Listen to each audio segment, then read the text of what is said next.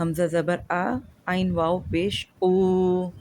ہاں آئین ہے یہ، اس کو او کر کے پڑھیں گے، آ او۔ اس کے بعد زال ہے، زال کو ہم نرمی سے پڑھیں گے۔ یہاں پر اکثر لوگ زال کو زا بنا دیتے ہیں اور زا کو سختی سے پڑھتے ہیں، زو کر کے نہیں پڑھنا ہے اس کو، اعوذو آرام سے پڑھنا ہے، اعوذو۔ اس کے بعد باللہ،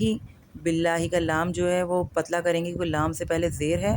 باللہ من الشی، شین کو کیسے پڑھیں گے، ش کر کے، من الشی،